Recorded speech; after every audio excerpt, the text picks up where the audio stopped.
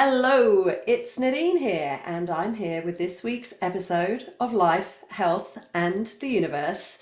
And today, I'm gonna testing my pronunciation. I'm joined by Chris Burres. Yes, you got it. Yes, woohoo! Welcome, Chris. Great to have you here. Nadine, thank you so much for having me. Life, health, the universe. Oh, I got a lot to live up in this episode. There's a lot here. Well, let's see where the conversation takes us. I'm going to start with an intro of you, and then we'll try and unpack some of the topics of life, health, and the universe in relation to you and your work. So, Chris, you are a published author, and your book is Live Longer and Better.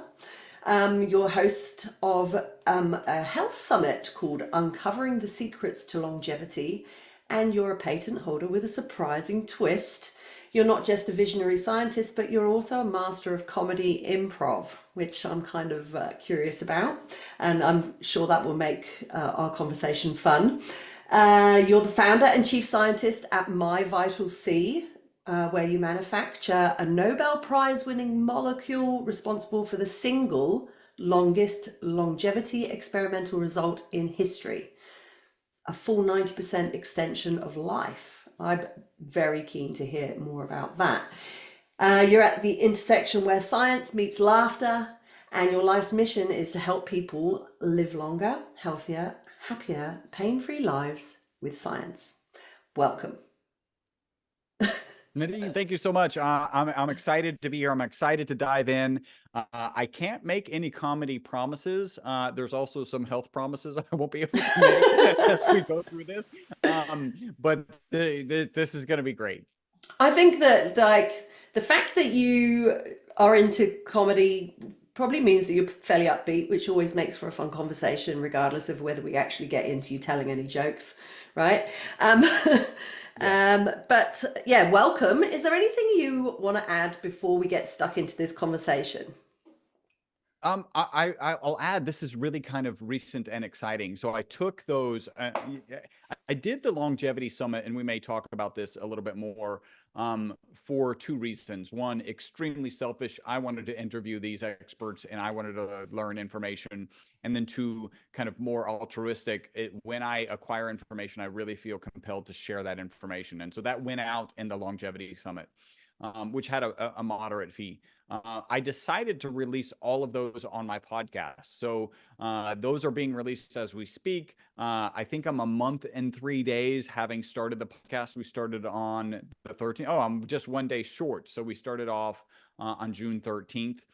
And that podcast has been a top 10 podcast for iTunes alternative health podcasts, really since day 3, and that's continuing. I keep glancing at it. Sometimes you get like overwhelmed with like, I got to keep checking. I feel this looming sense that it's going to fall off, but it's still holding strong. So I'm really excited about that. And so that would be the only thing that I'd add that's Yes. new, is that I'm delivering more and more value to more people. Fabulous, amazing. And don't you think, I'll just get straight into the universe side of things, which wasn't my Yeah. plan. But with your podcast, like just the fact that you've got this amazing momentum, that's almost like a message from the universe. This is the direction, right?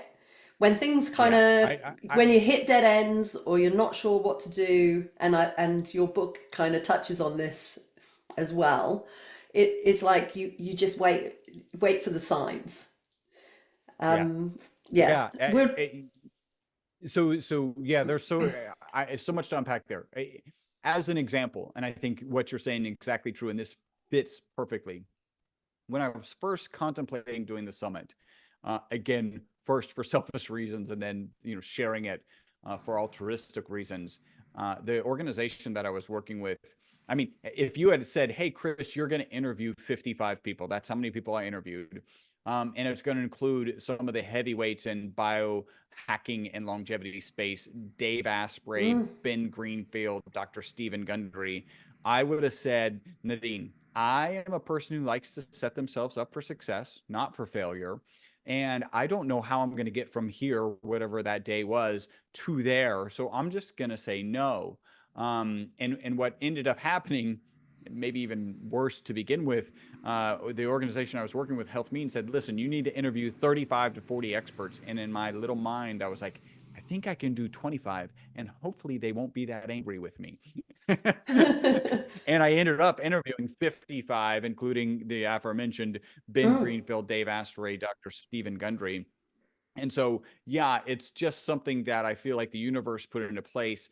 That was a lot of hard work. I've got a team that has helped. In fact, at one point, somebody was like, "Hey, Chris, you've got all these interviews."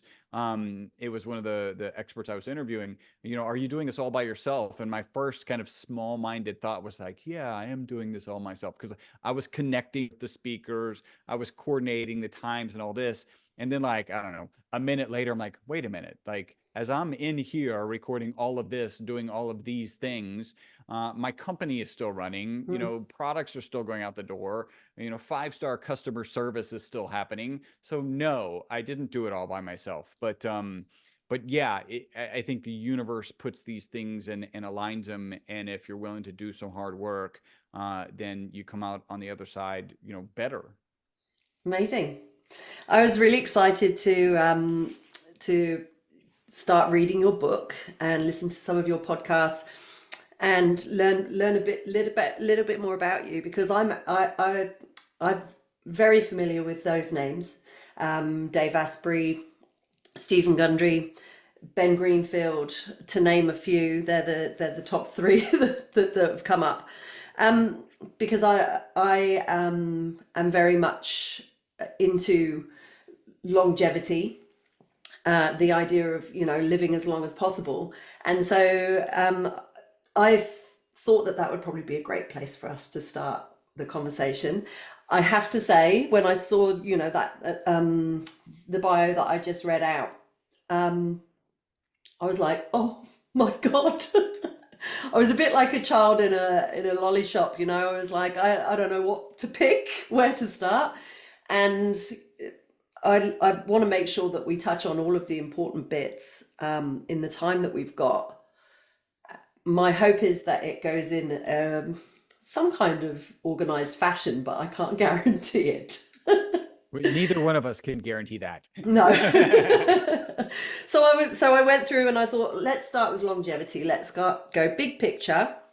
So my own personal experience, I have to say that for me, when it comes to longevity, I haven't gone very deep into or super deep into like all the supplementation and some of the more complex practices. My main ones are intermittent fasting, sauna, cold plunge, low tox living, morning and afternoon sunlight, regular movement, those kind of things, sort of the things that we can all do without needing any external things. But I'm definitely curious to find out about supplements, yours in particular, and how that came about, and how what its impact is on longevity. There are a lot of supplements out there, and Dave Asprey is a perfect example. He's like the king of biohacking, and he sometimes posts on his socials pictures of the pots full of supplements that he takes. So it's a real minefield, and it's like, if I was going to choose one, yours sounds pretty good. Like, but like, what are the pros and cons, and do we need all of them? Like, I didn't really ask any questions, but I think with that, Yeah, like, I've kind no, of opened up a topic. I like that. So, I mean, one of the things that I would say about supplement, like having interviewed, I've continued to interview people after the 55, so I'm probably somewhere at like 65, and that's just going to keep growing. I just got 4 more scheduled. I'm really, again, selfishly excited, and then altruistically excited as well. I think before you start thinking about, so there's some supplementation that is kind of almost mandatory, right? And I think the best thing to do is, right, go get your, your general health practitioners a standardized blood test that is Sure. covered by insurance. You're in Australia, so I think these things are probably included, and understand if you have any deficiencies and Mm. take care of those deficiencies, right? So that's the easy, super easy win. And then after that, if you're starting to get into these more complex things, even My VitalC or NMN, or you're considering resveratrol, there's so many things that you probably should do before those. It's so easy to take the pill, Mm. but the reality is a lot of the stuff that you're doing, Nadine, is really valuable, right? Like getting that exposure to the sunlight in the morning, doing, some cold plunging. I don't know what part of Australia you are. I'm in Houston. I can't, I really can't take a cold shower. Like Right. literally, we didn't have electricity the other day, and my wife took a shower, and she's like, "I took a warm shower." It's like, "How'd you do that?" Because you need electricity for our little hot water heater to fire up. And she goes, "Well, it's Houston. There's a cold shower is hot." Like, so we can't even take a cold shower here. But it's those things that are, one, you kind of use the word complex, that's certainly less expensive, and simpler, and really making sure that you have what I think is the most important thing if you're really on a path for optimizing your health and living longer. And that most important thing is mindset. And I'm gonna share a Mm. couple data points. When I interviewed the 55 experts, I asked each of them, give me 2 to 3 mindsets, habits, protocols, let's call them shortcuts for longevity or a long health span that you would share, because everybody likes shortcuts, right? And we aggregated the data. So it wasn't a selection, of course. So what they mentioned in their three, we aggregated it, and 33.3% of them mentioned mindset, 54% mentioned exercise, 54% mentioned nutrition, and 45% mentioned sleep. And my Mm. first thought was that they got it wrong. And here's what I was thinking. We all know how important sleep is, right? They had mindset at 33%, and sleep at 44%. And I was like, but sleep is just, it's so important. And the reality, like 3 days later, I was really kind of mulling this over, and it dawned on me that actually they did get it wrong. But how they got it wrong was mindset is the thing. If you know that you need to change your diet and you don't have the mindset to do it, nothing's going to happen. If you know you need to change your habits around sleep, right? Get to sleep at the same time. Get your device out of your bedroom. Make sure that if you're going to have a drink, that it's a couple hours before you go to bed. If you're Make sure you wake up at the same time. Make sure you're getting 7.5 to 9 hours of sleep opportunity every night. If you don't have the mindset to do those things, you're not going to do them, so that you'll make no progress. And when it comes to fitness, if you don't have the mindset to get out there and be fit or change your diet, like, if mindset is super important. So if you just commit to yourself to go for that morning walk, right? Like, let's take kind of intense exercise off the table right now, because that can be daunting for a lot of Mm. people. You just have this focus. I'm going to go outside, and it's going to be before 10 a.m. So it doesn't have to be at 5 a.m., but before 10 a.m., I'm going to get, if all you can muster mentally is 10 minutes, go get the 10 minutes, right? And if the thought of doing 15 minutes like freaks you out because I don't have time for it, stop thinking about it and get the 10 minutes, right? Though that will help you get your mindset, and do some, get your shoes off and walk around the yard, and get some grounding in. Get that focus on sleep. Wear an iPad if you need to, because you don't have your windows blacked out at night. Like, do these simple things in an almost homage to what you're really looking for, and then you can start to get more advanced, more complex, and frankly, in some cases, more expensive. And probably you're going to get better benefits, aren't you? Where if you skip all of those things that you've just talked about and you go straight for the supplement, or straight for the magic pill, the quick fix, or it's not going to have as big an impact. It might have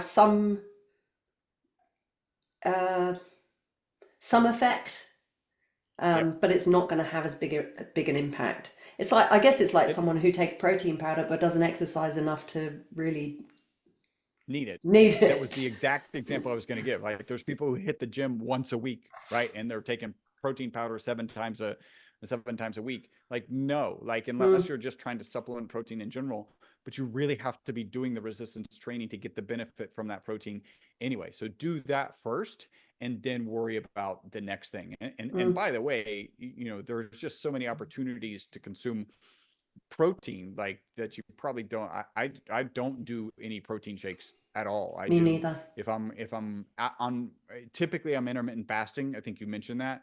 I'm typically intermittent fasting. My first meals at 3 p.m. except for days that I do training. So I do kind of resistance training on Wednesdays and Fridays. And when I do that resistance training, I'm gobbling down a bunch of yogurt with a lot of protein in it, to kind of optimize that protein synthesis. Yeah, cool. Okay, before we move on, you've kind of answered some of my questions about what are some of your longevity practices and your hot tips, because I think you've already kind of touched on some of those things and what you've been learning from the guests on your podcast. But you said that mindset is a really important thing, and I didn't actually have anything written down about that. And I think a lot of the guests that I talk to when we talk about health, and we have different experts coming in to talk about different areas of kind of preventative health. Very similar to your guests. Saunaing, cold plunging, breath work, those kinds of things. And we haven't really touched on mindset very much. And for a little while back there, I was working. I had a membership just with a small group of women, and one of the main things that we talked about was building habits, trying to build habits using that kind of James Clear approach of there's small daily practices that Like you can build on. That's a really yep. good way to start. But mindset is yeah, kind of take it for granted if you've got the mindset right. Yeah, so it's interesting. It may be the case that we're preaching to the choir, and Mm, those listening already have the right mindset. I don't think that's 100% true. mm, There's a gradation of I don't have the mindset at all, and I'm just trying to figure stuff out. And I found Nadine, and I'm going to keep listening to her because she seems to have the mindset of where I want to go, and so mm, that keeps happening. Um, I really am a big believer in baby steps and really just being honest with yourself, right? So you need to exercise more. That's frankly probably true of any one of us. I certainly could exercise more. I don't know that I need to, but I certainly would. I would realize benefits if I did. Um, but that doesn't mean like even go out and buy a membership today, right? mm, Like if you can't commit to walking 5, 10, 15 minutes a day, then maybe the gym's not there, because you gotta ease into that mindset. So I'm actually putting together a 6-week course on longevity. It's born out of all of the experts that I interviewed. And the first whole week is just about mindset and super simple. So I don't even want you to change diet. I don't want you to change your movement. I don't want you to do any of that stuff. I just want you to journal. But I don't want you to be overwhelmed by journaling. So I'm saying mm. like write 3 sentences. Don't bust out a journal and crank out 30 pages. No, that's a daunting task. Would that be good for you? Absolutely, that would be good for you. But if the thought of doing it causes you to never do it, it's the wrong thought. Have the right thought, which is I'm just going to write 3 things that I'm excited about as I'm entering, in this case, a 6-week program, or as I'm entering the biohacking kind of longevity space. What am I excited about? And and that's at the beginning of the day. And then at the end of the day, just 3 super positive things, which frankly, for some people can be the hardest 3 sentences they'll ever write in a day. Is what are 3 positive things that happen that day, and things that you could be proud of. And I like to give the example. Listen, if it's a struggle to come up with 3 positive things that you've done in a day, you're trying too hard. Your aspirations are outside of where they need to be to make progress. And I remember I was listening to a speaker, and this was kind of his guidance. He says, listen, if you're struggling, all I want you to do is sit back, take one slow, long, deep breath, and then write down, I took a great breath, right? Like, because it needs to be that easy. It's not that complex. Write something positive down, because you're going to focus on those positive things. And by the way, breath work is an amazing thing to focus on. But yeah, that's that kind of baby step into working on that mindset shift. Mm. Yeah, it's you really have to kind of like take a little bit of a step back, like you said, because you can get, yeah, your aspiration can be way too high, and so your mind directly goes to what I didn't do. But if you got out of bed and made Yeah. yourself breakfast, well, if you're fasting, then maybe not. But you know, if you got out of bed, if you took a breath, if you sat down to write the thing, they're all positives, and that can actually build really effective momentum, can't it? Just Yes. that practice, No, and like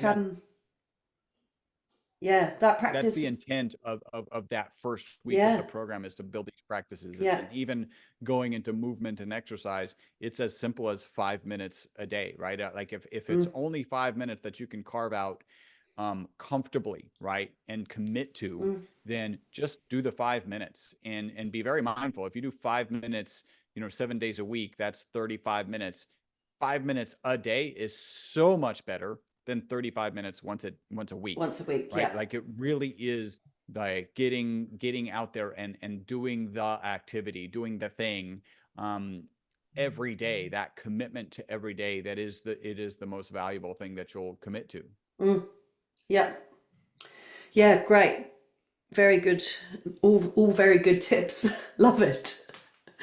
Um, so I guess we go. I kind of said I was going to try and stay. I, I've messed everything up, haven't I? Not really. We No, no, no, no. Never, never. It's always exactly as it should be. Is my I motto. like that. um. So let's talk about longevity, because you've got the book Live Longer and Better.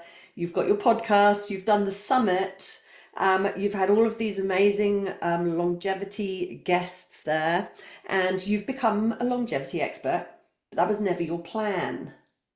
That was never my plan. So let's hear a little bit about what led you here, and then we'll kind of go. Then we'll be going kind of backwards into My VitalC, which I want to hear Yeah, more about. well, I'm probably going to leapfrog way back after I Yep. do a short description. And so the short description is, I'm the chief scientist at a company that's focused on a longevity molecule.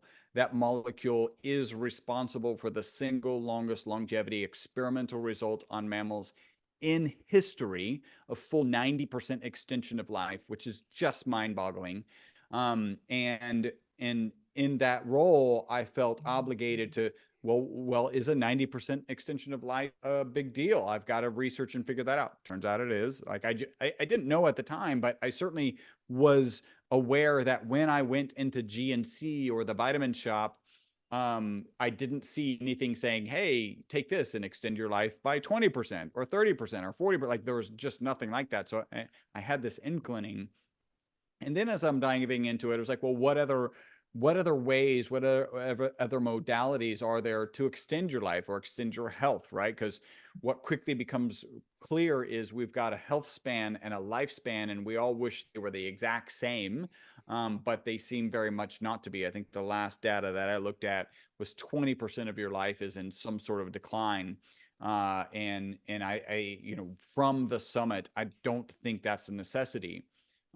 From your diet, from the typical, at least American diet, the SAD American diet, standard American diet, and from our typical exercise routine, it is inevitable. Like, if you're just gonna eat the SAD American diet and you're gonna exercise like the average American, and unfortunately, probably Australia is moving in that direction.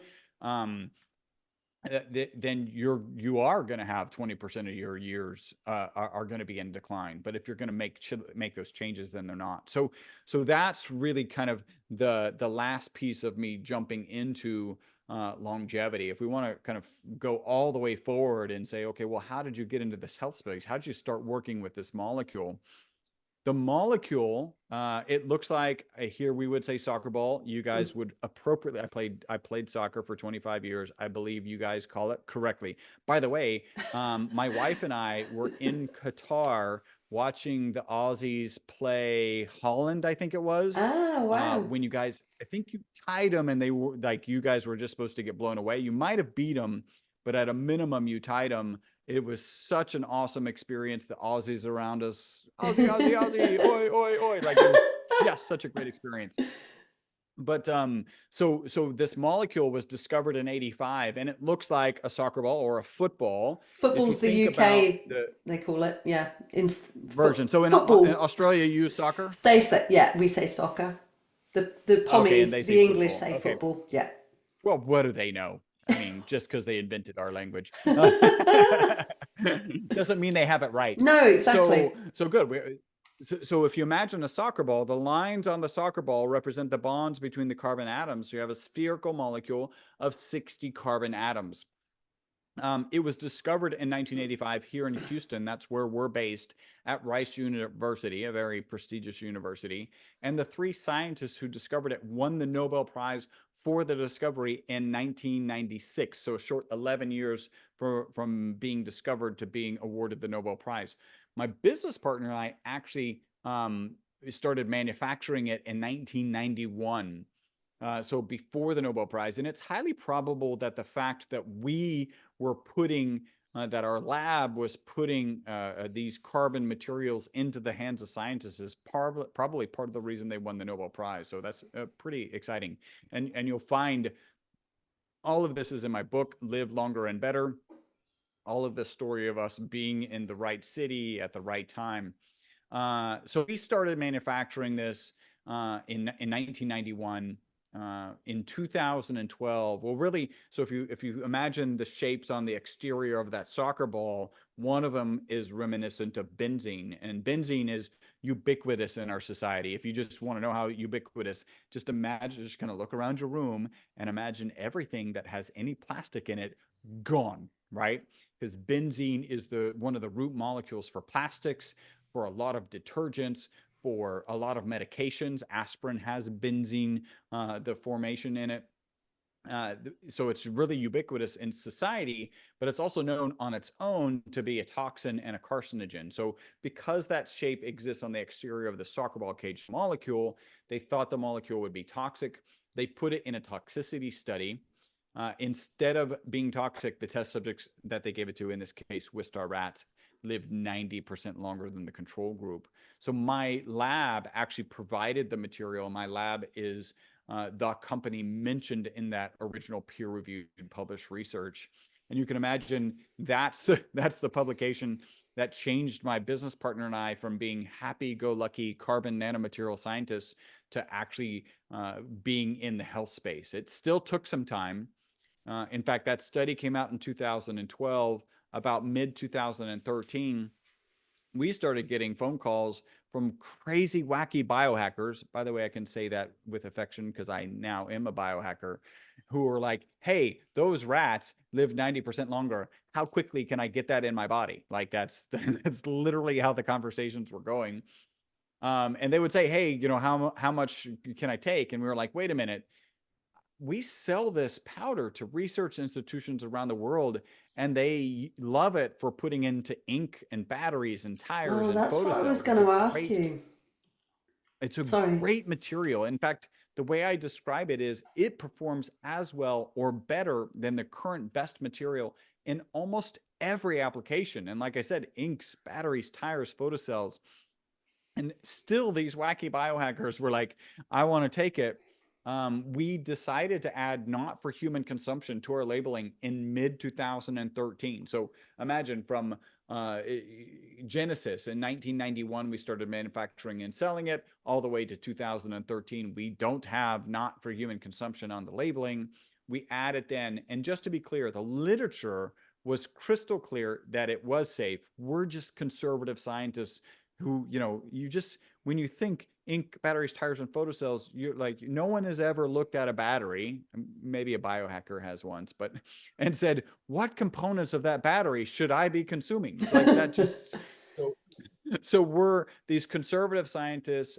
We put not for human consumption on our labeling. We're getting about 2 calls per week. And it's crazy things like, hey, my knee pain is gone. And we were like, you mean the knee pain of your rat, right? Because it literally says not for human consumption on the labeling. And they were like, yeah. So if my rat weighed 270 pounds, how much would that rat consume on a daily basis? So we kind of knew what's going on, but my business partner and I got together really every quarter, every 3 months, and we're like, what do we want to do with this? It's a very different industry than being in the carbon nanomaterial business, where we sell to research institutions around the world. And we'll call it a challenge. The health supplement industry is challenged, I think is a politically correct way to describe that. In the latter part of 2017, in fact, between 2013 and 2017, I found a peer-reviewed published research paper where the scientists had purchased some supplements off the market, and what they identified was that 50% of the supplements they purchased did not have in them what they said they had in them, right? And that was why part of the reason my business partner and I didn't want to get in to the health supplement space. Finally, the latter part of 2017, a guy with a big YouTube following started talking about all the benefits he was getting taking the product on a daily basis. And our phone went from 2 calls a week to 10 calls a day. And so my business partner like, listen, we know how the supplement industry is typically. It's just doesn't go down the right path. We have the lab. We have the experience with the molecule. We really should get into this industry and make sure that the consumers are safe. And so really at the beginning of 2018, we brought My VitalC to the market. Wow, that's some story, hey? I have been curious. Like I've only just started reading your book, and I was wondering, like, why would they, these scientists who originally came together and discovered the molecule, like what was the purpose of it? Like, what were they trying to do? But you've kind of answered that, and how you started manufacturing it. That's an interesting question, because it's really serendipitous. Like how they figured out that it was a great health supplement was because they actually thought it would be toxic, and then the results were literally couldn't be more diametrically opposed, a full 90% extension of life.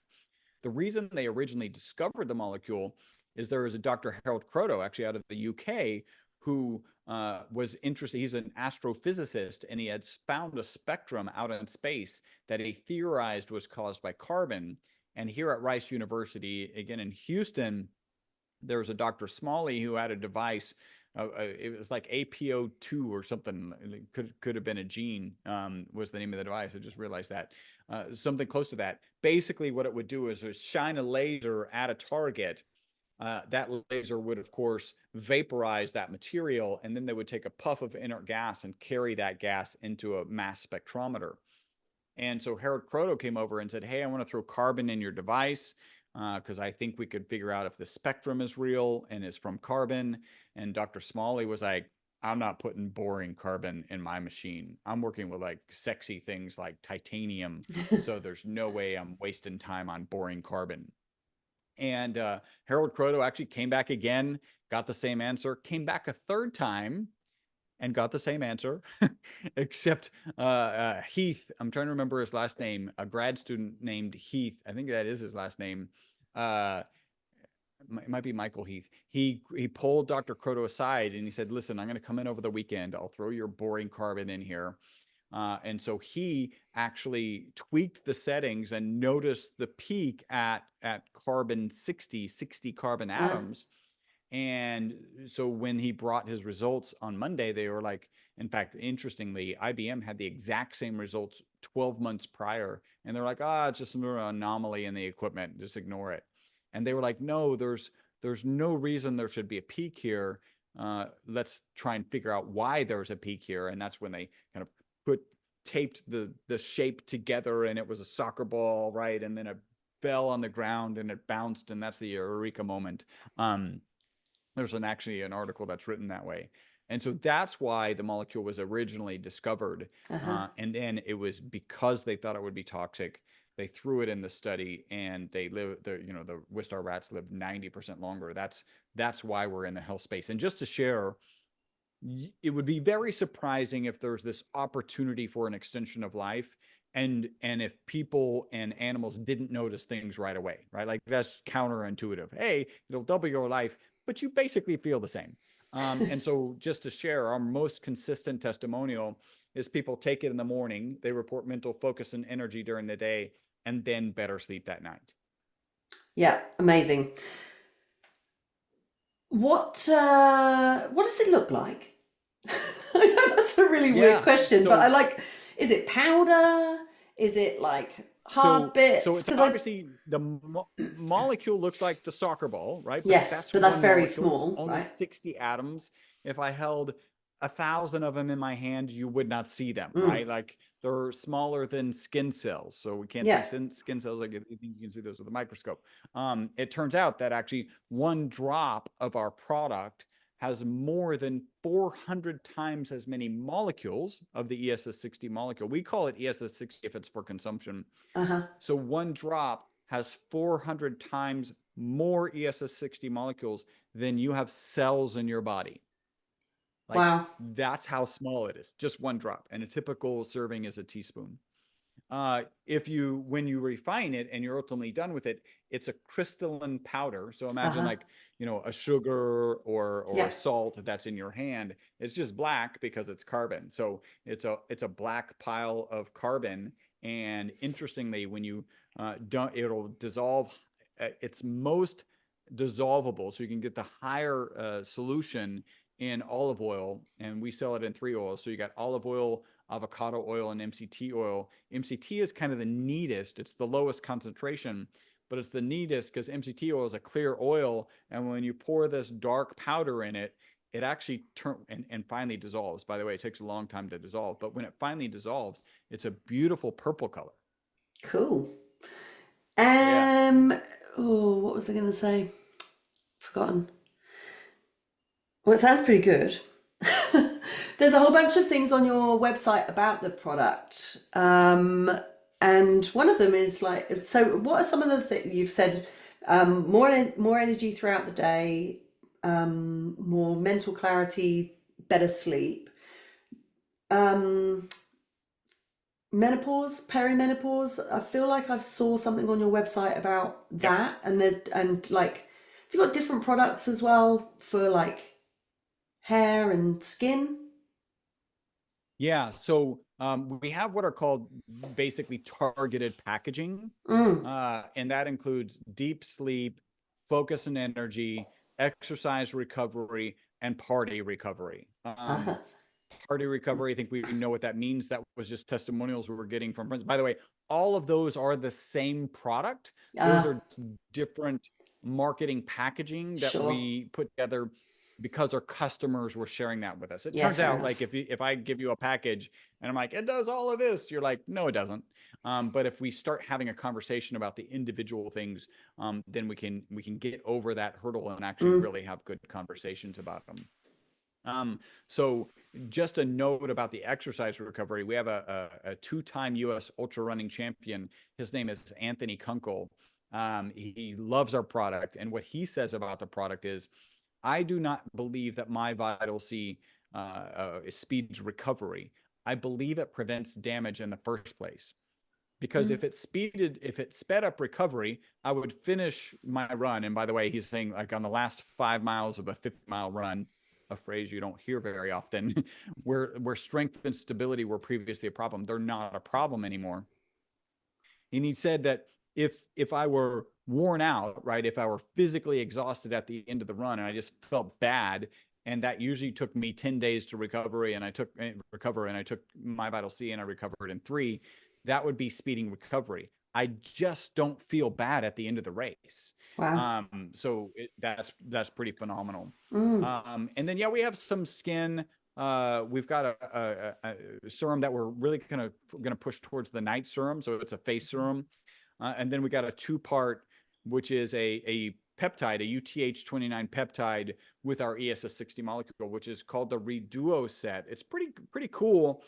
Our molecule's not water soluble. It's only oil soluble. That's why it comes in olive oil or avocado oil or MCT oil. And peptides are water soluble, and we wanted to put these two together. Typically, chemically, it's not a challenge. You just use emulsifiers. We don't like how emulsifiers even sound, let alone if you go Google emulsifier, there's no health benefits. So we're like, let's keep these separate.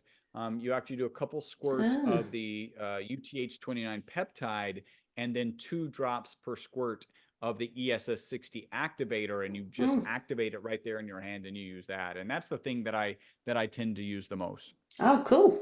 Wow. Sounds great. That's what I was going to ask you. I remembered. So you're manufacturing this. So when you manufacture something, and it's carbon's like a natural element, right? Is it an element? Do we call it an element? Oh, actually, carbon's a natural. Yeah, it's an element. Yeah, it's on the periodic chart. It's on the periodic chart. So when you manufacture it, does that become synthetic, or have you, like, how does that work? Or without giving away your secrets of how do you make it? Sounds a bit No. So that's a great question, and the first thing really to ask is it naturally occurring? And the answer to that question is yes, it is. If you collect the soot from a candle flame, so you got a candle flame and you put a cold steel plate over the candle, you'll get a black sooty powder that condenses on that steel plate, that cold steel plate. That powder has parts per million, parts per billion of the ESS60 molecule in it. So it's absolutely a naturally occurring molecule. We have all been exposed to some infinitesimal amount. That's not the great manufacturing way to manufacture it if you need appreciable quantities so that you're going to put it in something like a health supplement. So we actually have to manufacture it. It's an arduous process. We actually vaporize 2 graphite rods. Graphite turns out to be one of the hardest materials on the planet to vaporize. So you need local temperatures of the sun. It's got to be in a chamber where there's no oxygen, and it also has to be at a slight vacuum. This is all the challenges that we solved way back when my business partner and I were 19 and 20.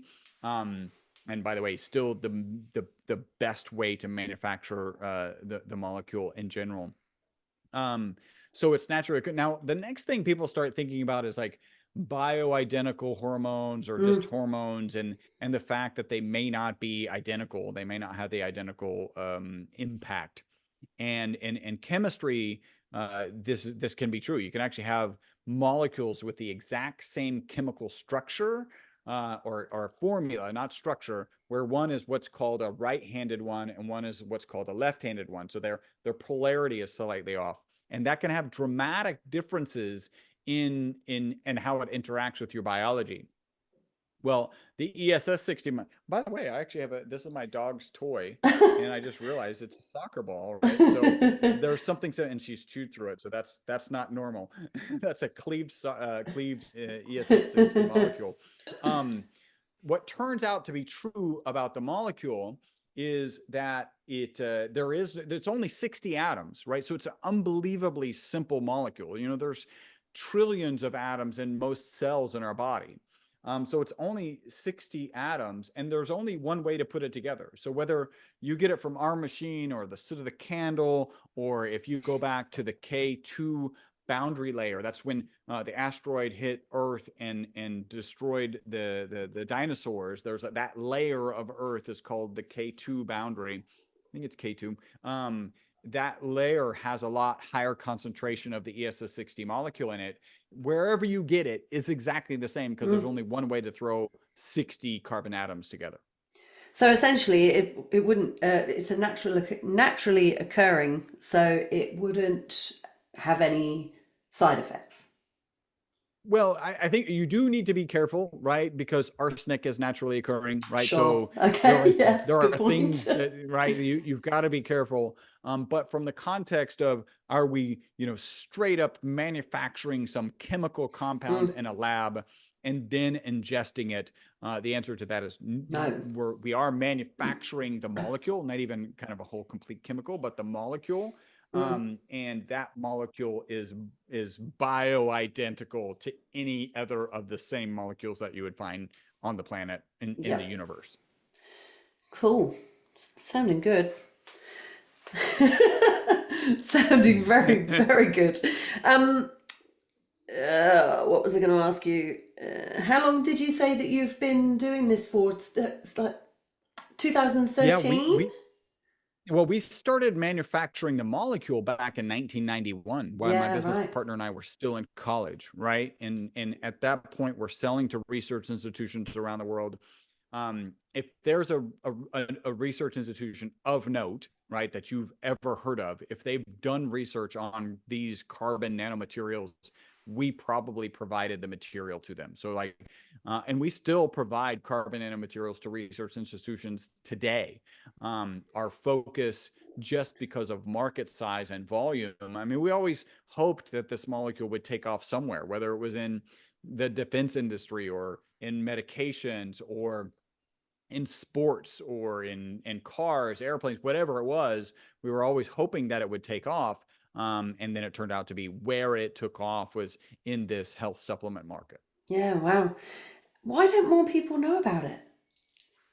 You Uh, mentioned some big ones that are coming up, like NMN, resveratrol, like they seem to be everywhere. Yours sounds like well, yeah, pretty whiz bang.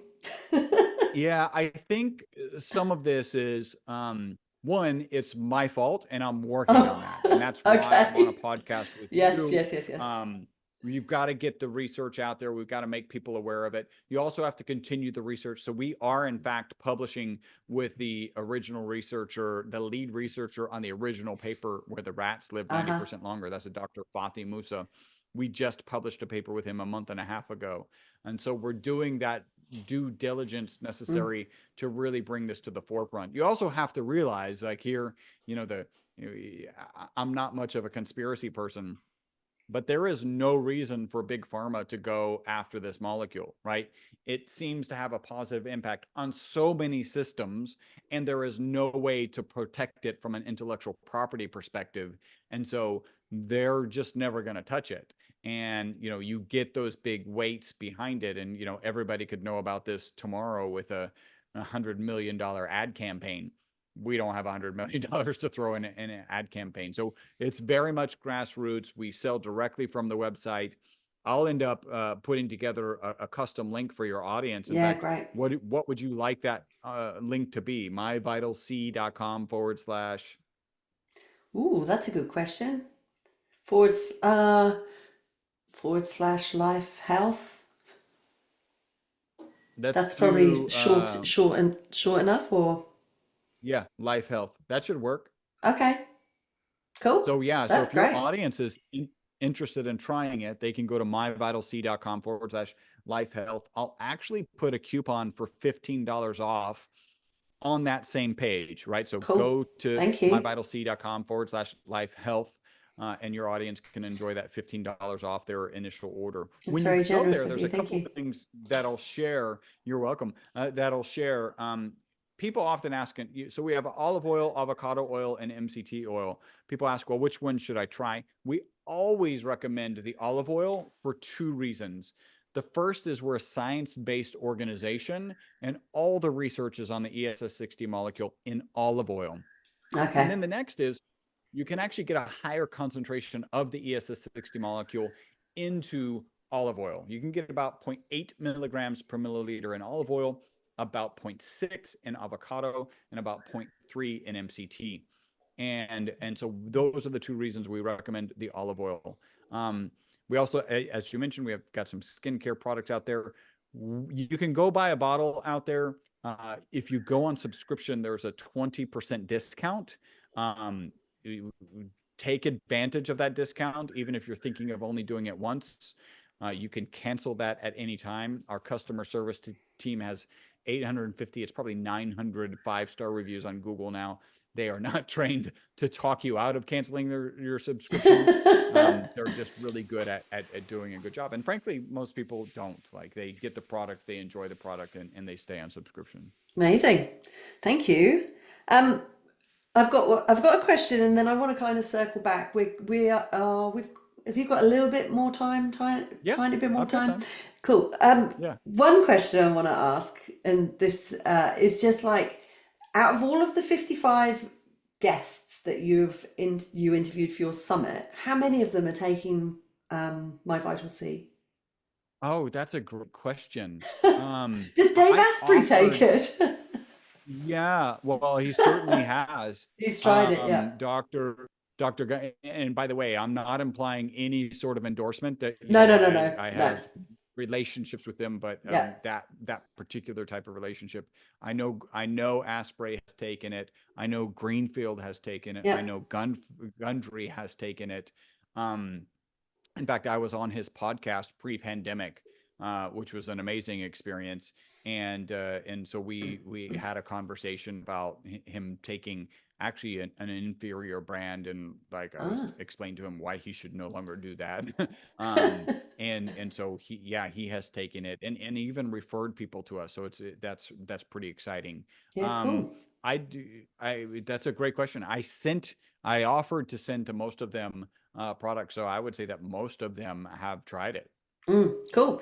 I was just being nosy, really. That was just a me being nosy question. Yeah. Well, and I'll share, this is kind of cool. I can't share who it is, but we have 3 extremely famous people who I've happened to just notice have placed orders. Um, and these are names you would 100% know. One of them you would 90% know. Another who's a country singer and in movies. The first one is the country singer, and the other one is a female race car driver. Oh, how Like cool. who have ordered the products. Yeah, so that's kind of exciting. That's great. Congratulations. Yeah, thank you. I want to circle back around to the longevity topic. So obviously, this is your product and the journey that you've been on with your product, with this product, has led you into the longevity space where you're now an expert talking to like some other experts in their field. And you've kind of set yourself this goal based on your product, My Vital C, that if the rats can live 90% longer, is that, would I say 90% longer? Why 90% longer. can't That's correct. you? And Yeah. you've No. kind of, so can you tell us a little bit about that? Yeah. So there's a lot of potential mechanisms of action specifically with Wistar rats. I can say I don't think that our product is going to be the sole thing that will get you. Here's the reality: if you don't have the right mindset and you take our Uh-huh. product, you're not going to get there. Like that's not going to happen. But I think from the longevity summit that there's already a quantum shift underway, that we can live a lot longer and we can live a lot healthier, right? With the target of getting to the what's called the escape velocity of aging, where the medical community extends our life each day. They extend our life by slightly more than a day.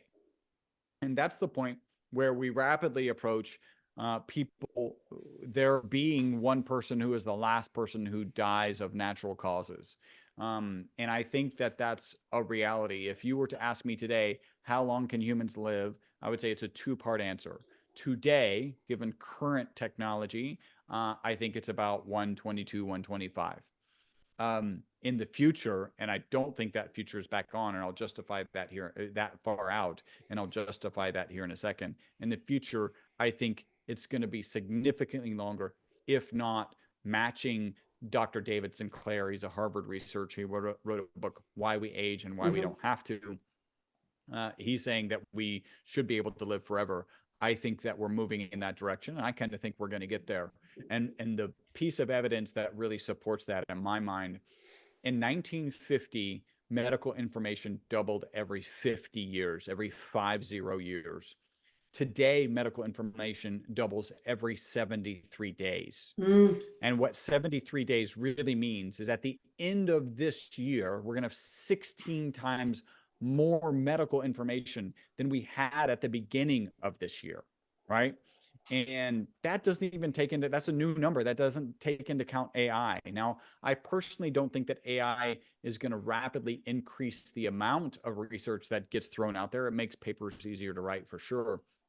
But I believe AI is going to help us hone in on what research should we actually be doing, right? mm, And getting the actual research that we do. So the medical information that we're throwing into the pile as potentially useful is going to get significantly more useful because AI is going to tell us, don't waste your time on that.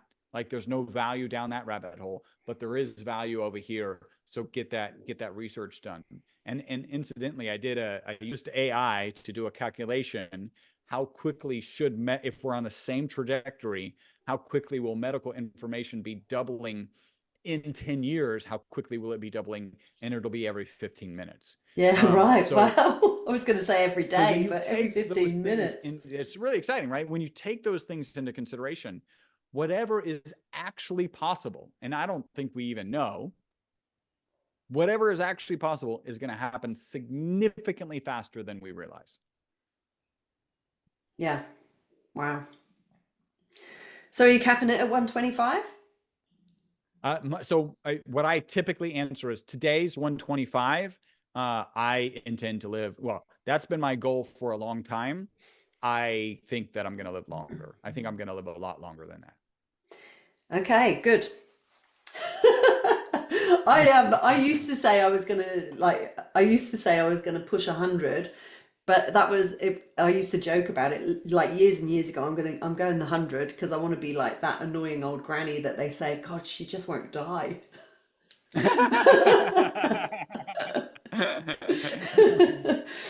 But yeah, I'm not capping it. I'm not capping it at 100 now. I'm just gonna see where it takes me. But like, I'm Yep. going for the long haul. I'm in for the long haul. That was the most consistent answer from the longevity experts was as long as I'm being productive, as long as I've got my mental faculties, as long as I've got my physical capabilities, then however long. But honestly, most of them were thinking in terms of mid 80s. Really? Yeah. And I think that's a function. So think about this data point. I asked every one of them, how long do you think humans can live and how long do Ah, you intend to live? And only 3 gave the same number, okay. right? So the reason is because even in this mindset of longevity, they're unable to separate living longer from living infirmed and in some sort of debilitated state. Mm, And I don't think most want to live in an infirmed or debilitated state. And so they've separated these, right? So many would say, yeah, 120s, but if I make it to 85 in good health, I'm happy, right? okay. Which I Yeah. understand, but those are longevity experts, right? So the average person isn't even ready to have this conversation. Um, and I think, I think that's going to be changing at a dramatic pace, even in the next 5 years. Yeah. Yeah. Well, I think it's bloody great that you want to live to 125 plus. Can I be Yeah. cheeky and ask you how old you are now? Yeah. No, I'm 55. I Yeah. just turned 55 last month. Congratulations. Not even halfway. Yeah. No, I've got a long way to go, which is amazing. If I get to, if I Totally. mean, who knows? I might get bored of this. I doubt it. I really love what I do every day. Imagine my living comes from something that turns around and people give me amazing testimonials about how it's positively impacted their lives. Like I couldn't be happier. Yeah, right. Yeah. Um, it sounds like you've got all of the things going on for sure. And where to from here? So I'm going to kind of bring us to a close. I could definitely carry on talking to you about all of the things, but I All am the things. aware Yes. all of the things. I'm totally aware of our time and your time specifically. But let's um, kind of bring this all back together. where do we want people to go? Like, obviously, we want to get people listening to your podcast. You've got this amazing summit that you've made available for a nominal price, really, for the amount of Yep. experts that you've had join you. You've got this fabulous book that I've just started reading. So we're going to put the links for all of those things into the notes. But where to from here for you?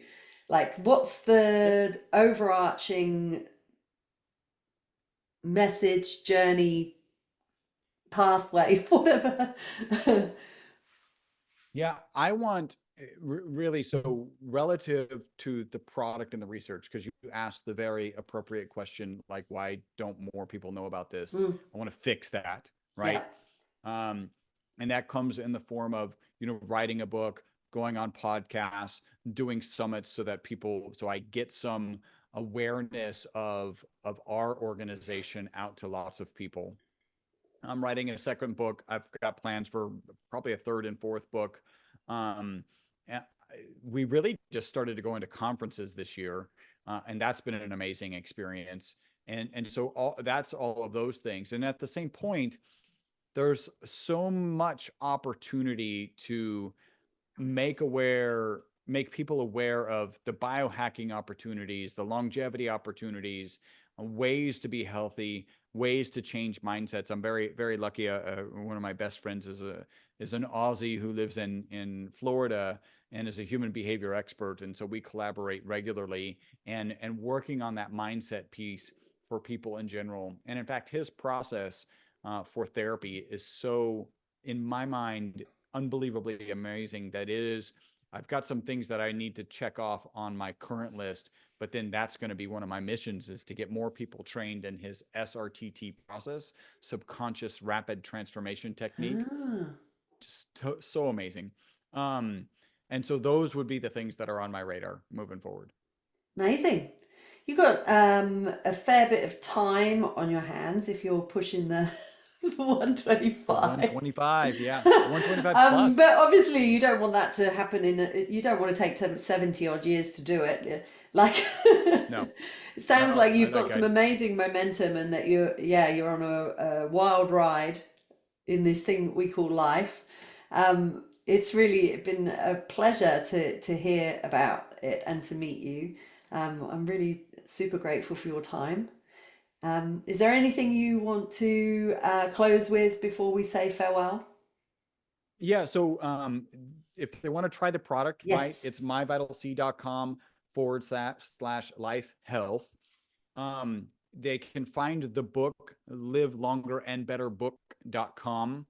If you go to the website, which will actually give you links to Yeah. Amazon, it's available on Amazon for $20. If you go to the website, so you can go to that link, myvitalc.com/life health, you can buy the book, and there's an option to pay $10 for one signature or $15 for two signatures. That's my co-author and I. 100% of the signature fee, so that $10 and that $15, goes to an organization called Operation Underground Railroad. You may Ah, remember a yes. movie called The Sound of Freedom. So 100% of that signature fee goes to that. So please get the signature. I'll sign it. And that fee goes directly to Operation Underground Railroad. And then you can find the podcast wherever you check out your Yeah, podcast, yeah. wherever you subscribe to them. Make sure you subscribe so that you get notifications of the new ones and they get kind of automatically downloaded into your system. The podcast is Live Beyond the Norms. And it's a great listen, so I highly recommend it. Thank you so Thank you much so much. for joining me today. I've really appreciated your time and loved our conversation. I wish you all the best of luck. I'm going to be getting my hands on some of that product. I'll To be happy to send you some. Actually, I do feel, I'm not sure, we covered some life, we covered some health, and it touched on universe. I think we got all three. So this is I'm pretty happy to good. go a little bit of universe if you want to before we close. I think that I do need to run, but this is, I do think we touched on universe a at the little beginning. bit, and definitely in your book, like that there's it just that, you know, the idea of those things just popping into place at the right time and you being in the right place. And yeah, there's definitely some universal work there. A fair bit of hard I work, love it. but yeah, I really yeah, totally think that there's a bit of that in there too. I'm waffling. I'll let you go. It was, Thank you so Nadine, much. thank you. And thank you, Nadine. This was awesome. Yeah, it's great. Thank you. Take care. Take care.